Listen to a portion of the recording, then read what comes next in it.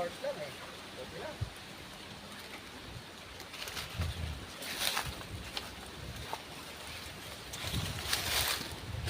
Tapos hindi mo magsalita ka. Ayan. So, lapitan natin. Kausapin natin. Lalapitan natin. Totoong diwata. Ikaw yung totoong diwata. Dito po guys, ano to, diwata, Paris po, super overloaded. Ito po, ano ako ng pilingan sa kanya, ano ako ng kagalingan. So diwata, kung ikaw bang totoo ng diwata dito sa kagubatan, may hiling po ako, 3 hiling. Gusto ko po ng ng pakwan.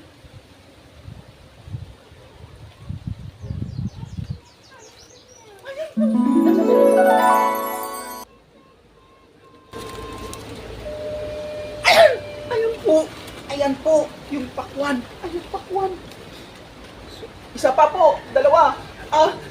Kailingan, sa diwata ng kagubatan. Gusto ko po ng energy drink. Ayan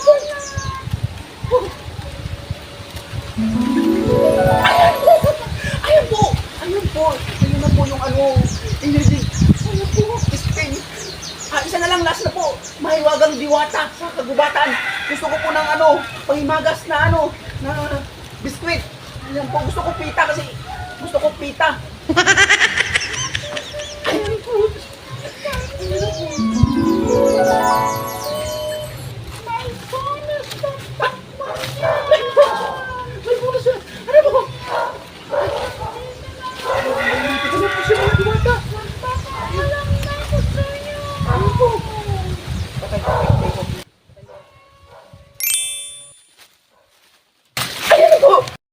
Na super loaded na diwata. Dito po lang natatagpuan sa mga gubat.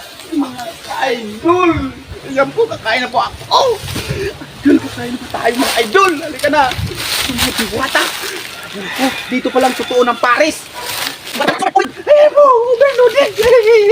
Ayan na po, diba? Ayan po, yun po yung Paris niya. Ayun yung Paris niya. Pinakamasarap na Paris. Ito po yung sinabi ng crispy pata na with sabaw. Yan po, crispy pata. Yung sinabi nila Annie Rice, ito na po, Annie Rice. Yan po. Isang taon na po na to pagkain. Ito po yung mga soft drinks niya. Ito guys. Ayan guys. Kain na ako guys. Kain muna ako guys. Bye-bye. Ayan.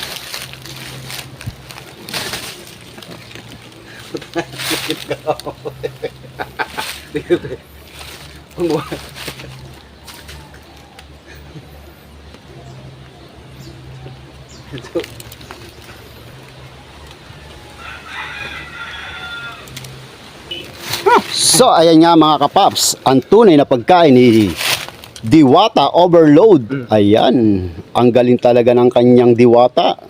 Natupad lahat ng kanyang kahilingan. Maraming salamat po sa inyong suporta. Sa mga followers ko dyan. Thank you. Share and like. Have a nice day.